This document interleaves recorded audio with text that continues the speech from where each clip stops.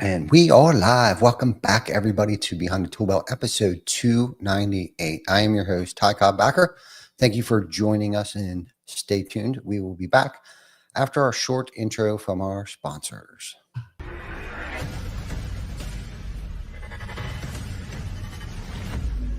TC-Backer.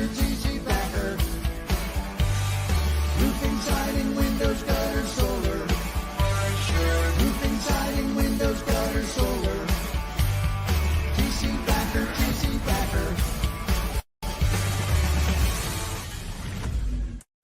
Is your lead flow down? Whether you're a company owner, office staff, salesperson, or installer, you're a roofing rock star. We help you get more leads with custom SEO, Google Ads, and a pro website.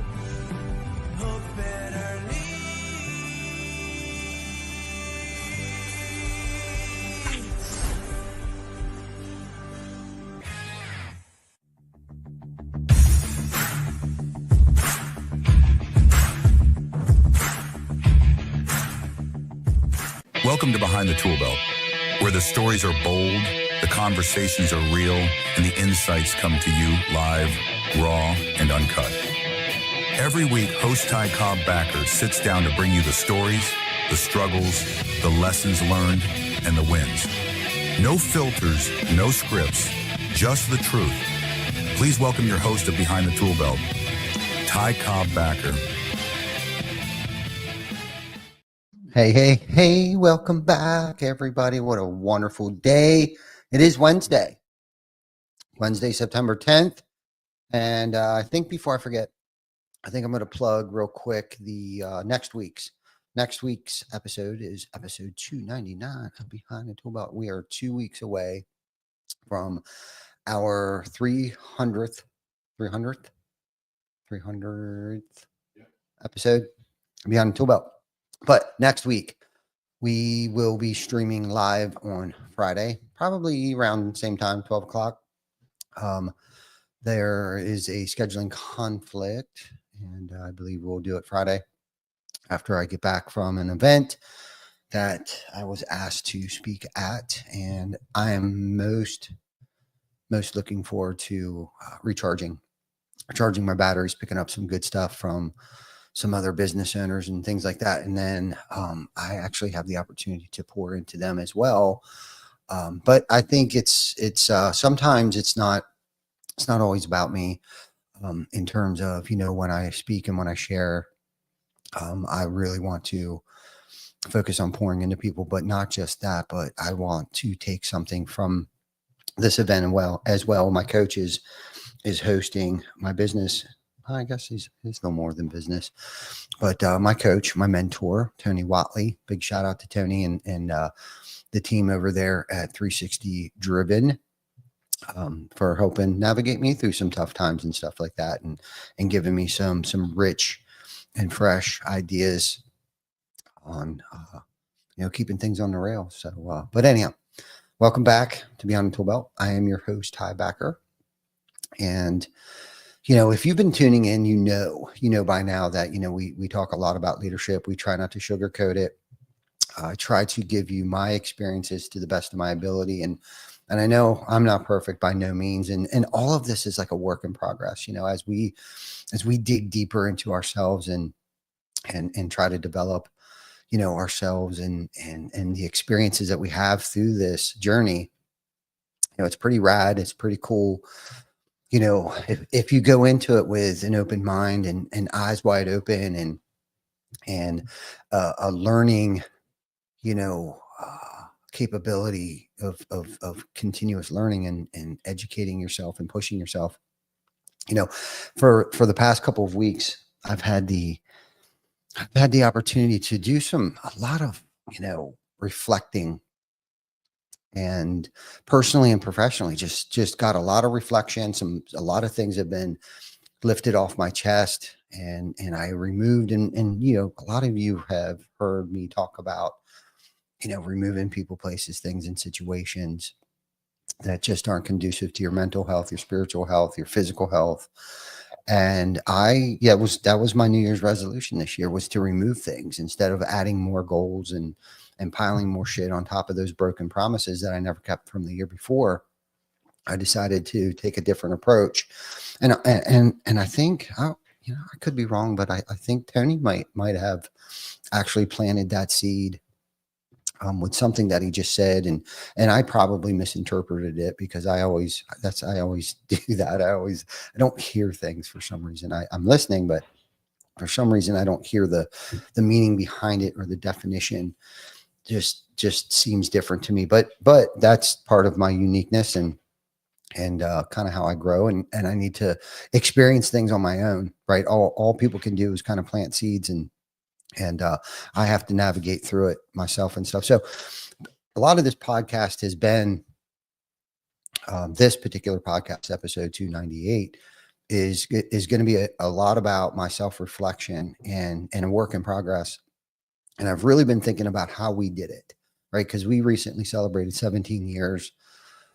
And some of this stuff you guys may have heard before, but some of you may not have heard it. And maybe you didn't hear it the way that it was intended to be heard. So I don't really mind repeating myself, because I actually enjoy listening to, podcast over and over and over and over, the same one over.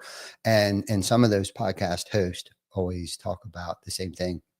And I don't quite hear it the first time around. So I've learned to repeat myself and not fear repeating myself, or even coming at it in a different angle and things like that. So, so typically, it's about personal development, right? I mean, that's what this is all about. And I'm hoping that somebody can get something, out of this. Like, this is what this is really all about. And it's pushing me to be better, and it's pushing me to dive into me, and find my character defects, my flaws, my shortcomings, and get better at it. And I really feel like the podcast for me has become an accountability tool, to, cash that check that my ass has been writing every week that I'm on this thing. Right. And I know a lot of eyes are on Vic too, because Vic is my my shotgun, on most projects that we're working on. It's not very seldom he doesn't travel with me. And I know just as many eyes are on him. And we had that conversation the other day. So he knows that he's got to also cash that check that our ass is up here writing week in and week out, whether it's, the first one's there, last one's to leave, or personal development, like taking care of ourselves, personally, spiritually. And I don't want to forget about the spiritual part of it.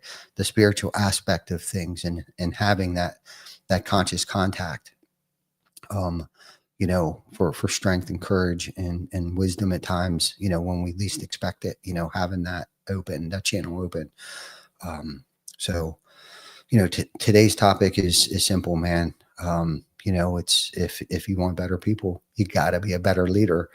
And I'm saying that with ears wide open, so I guess let's dig into it. A lot of you know that, in my email signature, I sign my emails with CEO.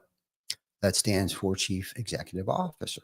And that's not intended to be cute. That's just not like some cute little line. It's actually a reminder to me that my job is to set the tone, set the pace, and the standard that our team feels every day.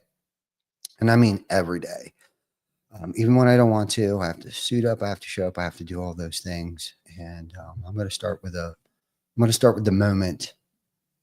moment that changed everything for me. And some of you, like I said, may have heard bits and pieces of this story of early on in my career, where it literally almost took me 4 years and almost dying, killing myself. Not because I wanted to, but just because of my behaviors and the way that I was acting, and as hard as I was working, and the things that I was fixated on. I was fixated on the wrong things. And this goes back to 2011, 2012. My family and I were under a lot of pressure, and we had a lot of people at home counting on us, and we had a lot of people at work counting on us. Around that time, my mom had moved in with us while she was battling with cancer. And like I said, a lot of you might know that story, may or may not. she moved in with us, and Jana took care of her for the most part. And that's when we decided to Jana to start, easing her way out of the day-to-day TC Backer stuff. And not that she's still not a huge part of this in the decision making. And I'm just going to give her a big plug too, because I don't know if she actually gets the respect that she properly deserves, especially when she walks into the building here at TC Backer. Who do you think is my sounding board outside of Vic and a handful of other people on the decision making and the day-to-day things that occur here, and changes and things like that. But she's always been my rock, and we truly, I truly believe that we wouldn't be here today. I think your significant other, I mean, that could be a whole nother topic for Beyond the Tool Belt, is having the right significant other in your life, the one that encourages you and supports you, and even is bold enough to call you out on your shit when you're wrong, especially behind closed doors and not in front of people, and belittle you and make you feel like a piece of shit and hold you back and tell you that you're working too many hours and blah, blah, blah, all that shit that I'm sure a lot of us have dealt with in the past. And I'm very grateful and blessed for that. But anyhow, that season made one thing crystal freaking clear for me. Culture isn't posters. It isn't those cute little slogans that you put up on your wall, or those one little words, those words that when you walk into people's places, money doesn't sleep, all that, whatever monopoly stuff that you see on when you're scrolling Facebook, all that stuff. It's way deeper than that. It's the hard choices you make and the habits you keep. That's what creates a culture. And here at TC Backer, I'm going to use us as an example. This whole thing, this whole reflective time, this reflection time that I'm going through here, and I'm glad, I'm grateful for the clarity here lately. It's been a while. I feel like that I've had a lot of clarity, man. I feel like the dust is starting to settle and the smoke is starting to clear, and things are really starting to crystallize for me. But here at TC Backer, we made one of those hard choices, right? From, moving everybody from 1099 over to W-2. And that was a pretty significant decision. I mean, it might not sound like a big deal. And this isn't something that, we promote. We don't promote it. And I can almost guarantee it.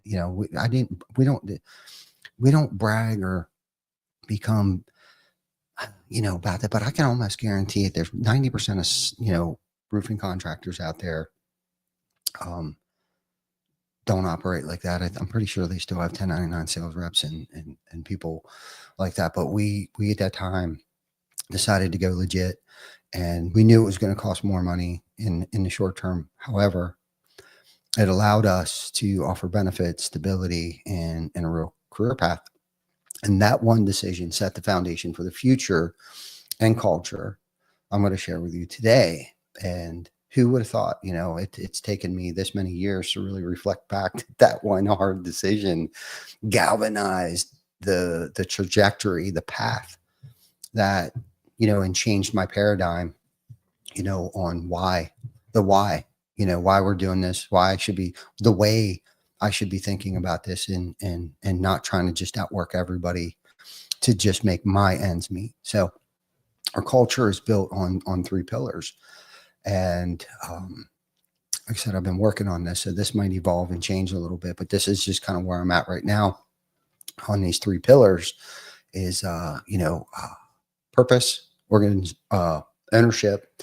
And I was going to call it Pooh, like Winnie the Pooh, but like winning the Pooh would be purpose, ownership, and organizational health. That's POOH, Pooh.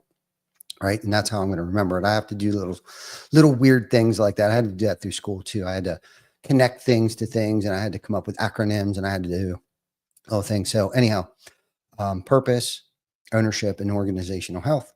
And I'm going to try to articulate this, not exactly, I'm sure, on how we're turning those ideas into our daily habits that anyone can really copy. If you choose so. But I'm going to start with pillar one, purpose. Purpose was created I think, back when we made that decision, but it has taken us a long time to actually write out and articulate our core values. So our core values has become, our purpose, or vice versa. Our purpose is our core values, I guess. People don't buy what we do, right? We're a roofing company. But people do buy into why we do it. Okay. So we're trying to define our why this way. And I'm not going to run down through, especially if you want to retain people. Like, people who start here may not fully understand like the community involvement and how we give back and how we take care of each other, and we give back to each other, and we hold each other accountable, and we hold each other to a certain standard. Like, they may not fully grasp that, but I can guarantee you one thing: the reason why they stay is because of our purpose. Okay. And if you hang out with us long enough, and it's kind of like Vic's story a little bit, like, he hung out with us long enough. Like, he didn't have to come work here, because he was actually hanging out with us long enough and helping us with a lot of these projects for the community that we're involved with. But to sum up our core values, it pretty much is like, we protect families and grow people. Right. And if you can buy into that, and if you fully understand that, and you read through our core values and really study it, it's kind of, because there's a lot of metaphors there that you can apply to many different areas and avenues of your life, your personal life, your professional life. And maybe we'll do a podcast that is just reviewing our core values. That way people can kind of see how we did it, how we're doing it, and by all means copy it. That's you have my, I guess my permission to take whatever you guys need and leave the rest, and hopefully apply this to your personal and professional lives to improve the quality of not just your life, but those that are around you. So, but that one sentence guides the way that we hire, we train, we build, we bid jobs, and make tough calls. And one of a few ways that we keep that alive is right from the get-go. We just got back from Greenville, and we reviewed those things. We reviewed the KPIs, and it's like the new hires, the first thing that they hear is our why story before they even hear our policies. And if they do start to hear our policies, it's not very long afterwards that they will hear the core values and our why. But they'll hear our core values. They'll meet our team leaders, and we talk about our community involvement, and then we'll review our SOPs and our KPIs. And yes, we do have most of those things documented, our KPIs, our SOPs, and we most definitely have our core values documented, which we just came up with another one. We have 6 total KPIs. We have a mission statement. We have why we have core values. And I need to share our core value number 6 with the team. I got to put that in a Google Doc, hopefully right after the show, because Brian just asked me for it, that he needs a copy of it to put in the new hire packets. But one of the ways that we keep this alive, like on a weekly basis, like in our weekly meetings, and not just like, a town hall kind of meeting, but our finance meeting, administrative meeting, our operations meeting, our production meetings, they read our mission statement, and somebody has to review one of our core values at every single meeting. At those meetings, we also share wins. We shout out team members for going over and beyond, moments where a team member protected a homeowner, helped a coworker grow, et cetera, et cetera, et cetera, before the meeting even gets started. Right? We review these things, we give shout outs, and we give props where props are needed. And, our why aligned decisions, right, all started with the switch from W-2, investing in training. And we said it out loud. Basically, this decision protects families and grows people. At the end of the day, that's summing it up. And I got an example. And some of you listening that work with us, our team, they might remember the situation. But we had a crew of ours had an opportunity to cut corners that they thought nobody would notice, and they probably wouldn't have noticed. But the problem is that they noticed it, and decided not to cut corners. They called it out. They fixed it. They finished late. Why? And I'm going to say it again. It's because they know, right, that we protect families and we grow people, because that's our standard. That's our standard. It's I don't think it's an unrealistic standard. I don't think we're asking anybody to do anything that's impossible. I don't think it's an unrealistic expectation to make sure that we're protecting those families that we do work for, protecting our families, and that we're growing each other. I really think that I wish somebody would have taught me that a lot sooner. I wish it wouldn't have taken 4 years in business for me to finally pick up that concept. And trust me, this thing has been a learning process for me over the past 17 years of doing this. And I didn't act that way. I don't think I've ever had a leader or a boss. I had bosses in the past. I've had managers. I had people who managed me, but I don't know if I've ever actually, outside of my father, he's always been in a leadership position. And the way that he led, I've taken bits and pieces from it. The way that my mother led her teams and crews, I've taken bits and pieces from that. And of course, I've taken bits and pieces from the bosses and managers that I've had over the years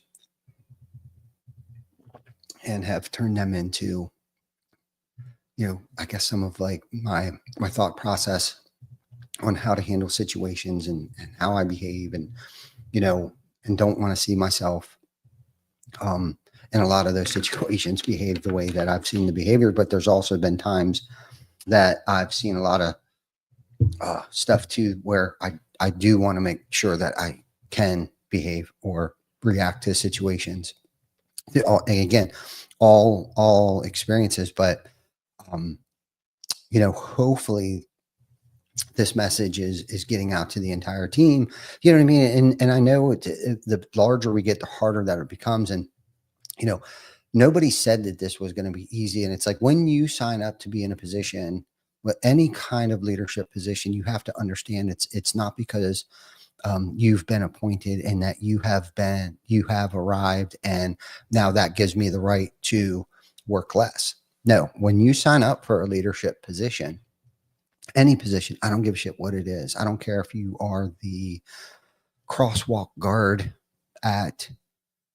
in front of school. I don't care what it is. I don't care what it is. When you sign up for a leadership position, and everybody can be a leader, right? It's not easy. And I think that's why there's as many followers out there. But if we can help change the way that people lead organizations, I guess that's our mission, is to change the way people lead their organizations. That's one of our missions here. So it means you have to work harder. Doesn't mean you get to work less. And man, there are so many different tentacles off of that, and for me, and this is reflecting back to me. Okay. If I want to continue to have people around me grow, if I want the organization to grow in order to create more and better opportunities for those people within the organization, that means there's a lot more personal development that I have to do. There's a lot more uncomfortable things that I have to do, whether I have to educate myself. I mean, AI's out right now. I mean, chat GPT, do I want to learn how to do it? No, it's very uncomfortable, right? I don't know anything about it. Most things that I don't know, most things that I'm not familiar with, scare me. Why? Because I don't understand it. I don't take time to understand it. But until I get to understand it, I'm just kind of using that as an example to elevate myself. And I was talking, I think it was last week, or I don't know what week it was, but we were talking about like the 1.5 version of myself and the 2.5 version of myself, and finding that next gear, and like, what does that actually mean? Like defining, like, okay, unfortunately for me, I am a creature of habit. And somewhere along the way, I was told contentment is happiness. And man, I the more that I think about that and actually saying that out loud, I thought, man, shoo-wee. It does sound great to be comfortable. It does sound great to be content. It does. And it does sound like happiness. Not for me though. Unfortunately, I don't want to say that I'm a very uncontent person, but I do know that there's more out there. I do know that there's another level in me, but I also know too, it's going to require a lot of work. I do know that there's going to probably be a lot of pain, that I'm going to experience some pain through this growth. And I guess the question I have to ask myself, am I willing to experience this pain? And I think now that I'm in a place where I feel like I've gone through a bunch of pain, okay, but I couldn't really identify the pains. I could, but I couldn't, or why it lasted so long, maybe. But I'm on the back end of that, and it's kind of like, okay, now there's not much I can't handle. If I have not learned anything else outside of like what I have personally experienced over the past 12 months, is that something has showed me that there is nothing, okay, that I can't get through. And how great our team is, how great my family is, the support, our team. And I could keep going on. I know I got off on a tangent there a little bit about self-development and leadership, and signing up. If you're going to sign up for leadership, make sure your motives are right, and make sure you're willing to put in the work, because that doesn't mean you get to work less. That means you actually have to work harder and probably work on things that you've never worked on before. I guess to sum that up in a nutshell. Pillar number 2, ownership. Ownership. We train ownership as a daily mindset. No bad teams, only leaders who need to lead better. And I'll start with, what did I miss? I messed up. And what that does is that creates trust. If I can own something, I just had a phone conversation today. Somebody called me. I didn't hear it from somebody else. I didn't review an invoice that gave me sticker shock and was like, why are we paying for something twice? And then doing some digging. Somebody actually called me today and owned up to some shit. And it was an expensive mistake. I'm not going to mention any names. And the first thing out of his mouth, and it was kind of cool, is he's like, I'm about to have an uncomfortable conversation with you. And of course, my mind goes in a million different directions, right? Like, oh shit, oh shit, oh shit, oh shit. What? Okay. Well, they commenced to tell me their mistake. And right away, the anxiety, the uncertainty, the questioning, whatever, all dissipates, all starts to dissolve.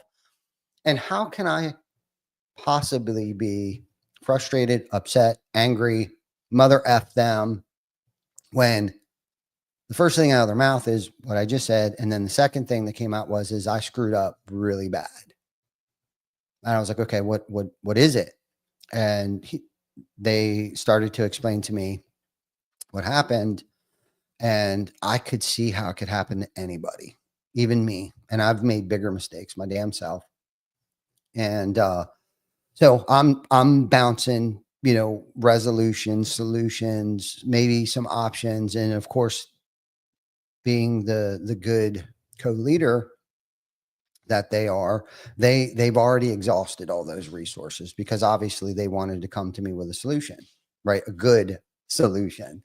And unfortunately, there wasn't many outside of, it just needs to be replaced. It needs to be taken care of immediately. I was like, okay, thank you. I thanked them. Thank you. Because I know it takes balls. Nobody wants to own up to a mistake, especially a costly one. Now, I do know for a fact that will never happen again. That mistake won't happen again by that particular individual. I can guarantee you they're going to cross their T's, dot their I's, and do whatever research that they're going to have to do, or education or training or whatever, reminders set on their phone, whatever the case might be. Okay. I know that that's not going to happen again. And unfortunately, and we talked about this before in the podcast too, we have to give enough room for error, because within that error is where those lessons get learned. The greatest, the biggest, the longest lifelong lessons are learned in those trials, those errors, when we're tried, when we're true, when we're tested, and I was tested. Okay. I was tested. The old me would have lost his shit.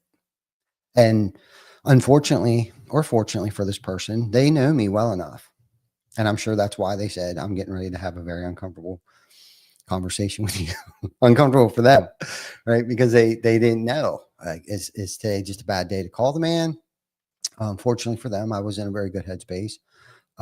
But I, I was grateful. Listen, I'm so grateful that they had the courage enough to call me, and because that also says a lot about them, the grit and tenacity that they have when they're making mistakes out there, the small mistakes that I don't need to know about, how they're dealing with them, how they're suiting up, showing up, manning up, And there's something that I was thinking about this the other day. We hear all these other catchphrases: grit, tenacity, resiliency.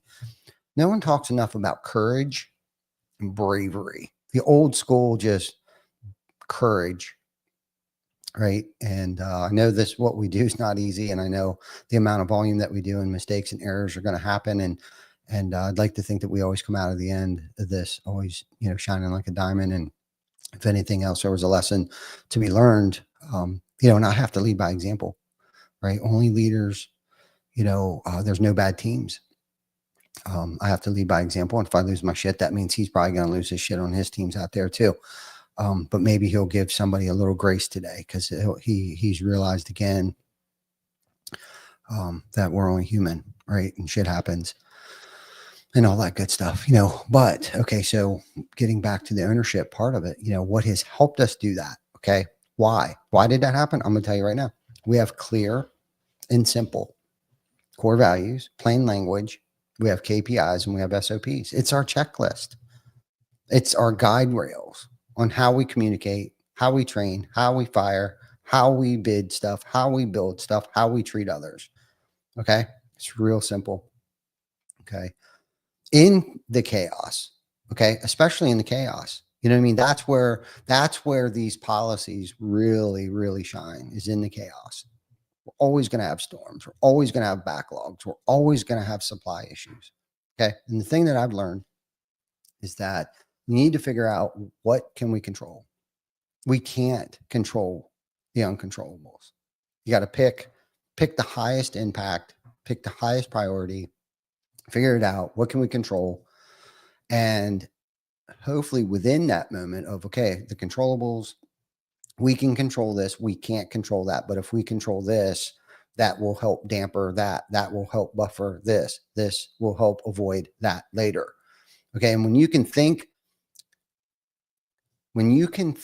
solution opposed to staying stuck in the problem.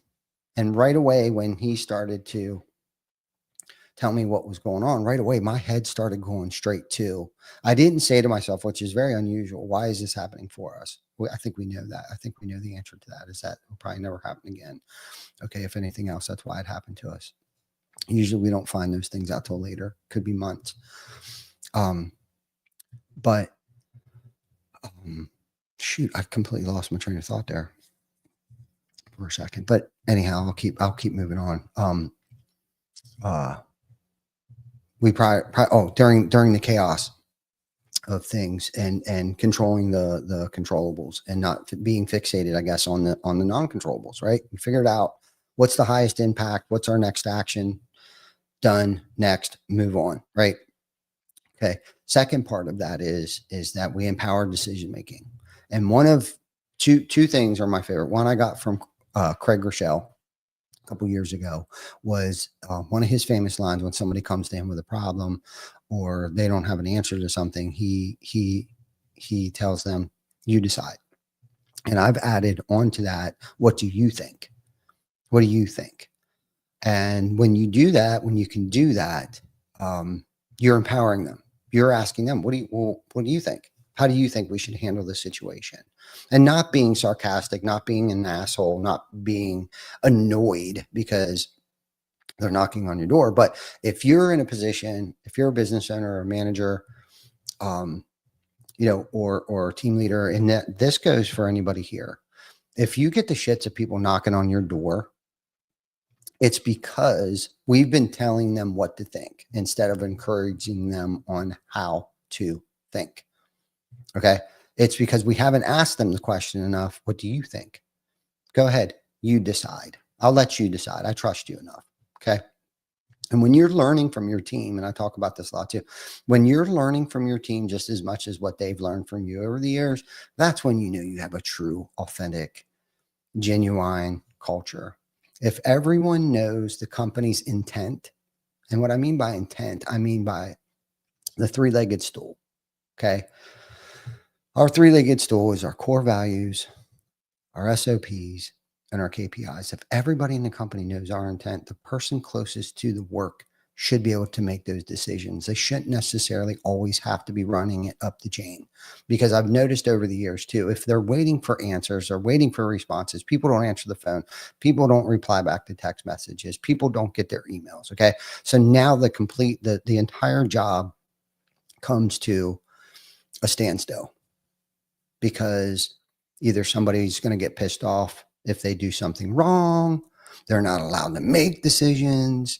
We taught them to wait outside our door and wait for us to tell them what direction to go in, opposed to allowing them to make a mistake and not freak out, and allowing them to learn from that mistake and empowering them, giving them the trust, creating a true culture, right? By letting them decide, make the decisions. They make the decisions. This saves time and builds trust. Trust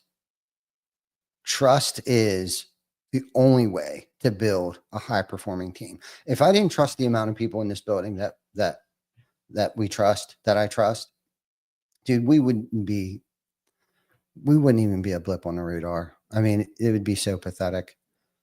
You know, and I watch companies that think that are going to grow quick, they're going to grow fast, and they blow up. Dude, I probably did. I'm not even going to say numbers. I was going to say our revenue at one point in time, where it was like, if I tell people that, maybe I'll do a one-on-one with somebody and let them know, like, I killed myself. And I was screaming, why aren't we growing?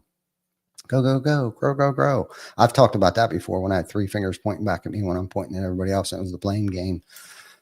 Anyhow, I got a story, fortunately or unfortunately, where this was a perfect example of allowing people to make decisions at the forefront, allowing people to make decisions out in the field, to having trust, having a good culture, and everyone knowing the intent. So we opened up a roof, and storm come rolling through. I mean, we got slammed.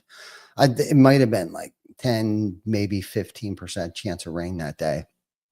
And it was a coastal storm come rolling in, and roof was cracked wide open. Phones blew up. Tensions were high, right? I mean, it was freaking disaster. But the old us would have stumbled, and we would have started blaming. We'd have started pointing fingers. It'd have been crazy. But instead, we prioritized and we executed. Stabilized safety, covered the roof with tarps, okay? Communicated with the homeowner, and we protected the valuables, okay? The team on the ground went into action. And because every person knows the company's intent, decisions were made on site. We didn't save the day with heroics, okay? But what we did do is we saved it with the ownership and a system. And I don't know what other perfect, most beautiful example of what it is that we've built, what we've cultivated, because that's any roofing person's nightmare outside of installing the wrong person's roof, which we've done. We've installed the wrong colored shingles on people's roof, which we've done. And those are all stories that I know for a fact that we just did it instead of running from it and not answering the phone or turning it over to the insurance, whatever. We've taken so many things on the chin. But what we have been able to do through those times, though, is reflect on what did go right, what went wrong, what went right, what could we do better next time. Like, and that's like the 3-step process. Like, you know what I mean? Like, okay, we checked the weather. That was good. You know what I mean? Should we have more tarps on backup? Should we, you know what I mean? It's just reviewing what went wrong, what actually went right, and what can we do better next time. So that leads me to pillar 3, organizational health. Healthy teams outperform smart teams that are unhealthy. And here's how I believe we've been able to manage that. Right. And it's five habits. And I'm still kind of working through the 5 habits, but I have put a name to the habits. And the habits is first one is vulnerability. Okay. Vulnerability creates trust. Leaders go first. I messed up. Here's my fix. Okay. Empowerment. Trust is the only way to build high performing team. Okay. And I'm reviewing the things, basically, I'm summing them up into words of everything that I basically reviewed already. Okay. It's vulnerability, empowerment, commitment, peer accountability, and results. Okay. So commitment to each other and always doing the next right thing, no matter how painful it might be. That's our commitment. That's our commitment to each other. That's our commitment to our community. I don't really need to say any more about that commitment. Okay. Peer accountability. We hold each other accountable to the standard, our 3-legged stool. And we try to remove our feelings from it. We try to remove our decision making based upon somebody's short term emotions. That's going to hinder the long term goal. And we're not necessarily results driven, but you know how what I mean by results is our SOPs and our KPIs. We're tracking. We're tracking the results. Why? Not because we're micromanaging people. It's because so we can improve. We can speed the lead. We can get estimates done quicker. We can knock more doors. We can produce more jobs each week. We can get them done quicker. There's less callbacks. People are happier. Our team's happier. Homeowners are happier, which the ripple effect turns into relevancy. We will be relevant for a long time. Along with the clarity playbook. The clarity playbook is pretty much simple. It's like, why do we exist? Okay. There's six components to this. Why do we exist? How do we behave? What do we do? How will we succeed? What's most important right now? And who must do what? So why do we exist? We protect families and grow people. Simple, right? We don't have to add the six core values to that, as long as you already know what they are. That pretty much sums it up. How do we behave? Humble, hungry, and smart. Okay. That's how we hire. We hire smart people. Okay. Not that skill sets matter, but character carries. Okay. What do? We do roofing exteriors, right? Roofing and exteriors, craftsmanship that outlasts any storm. And I'm using storm in terms of whatever shit show, storm, not necessarily Mother Nature, but that's what we do. We do roofing and exteriors and craftsmanship, integrity, and loyalty that will outlast any storm, right? And the commitment that we make to each other, right? Going up to the, the 5 habits, the commitment that we have to each other and all that good stuff. How will we succeed? Craftsmanship, ownership, humility as strategic anchors. Craftsmanship and ownership, right? That's what we do. We're a construction company. And I think sometimes we forget that. Construction first, right?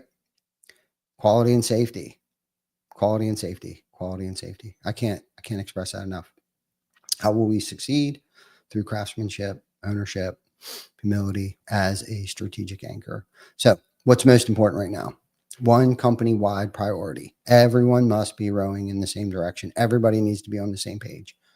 Everyone needs to hear the core values. Everybody needs to understand the core values in the way that they interpret it. And they have to reach that destination however they reach that destination. At least that's my experience with that. And who must do what? Clear roles and handoffs. Okay.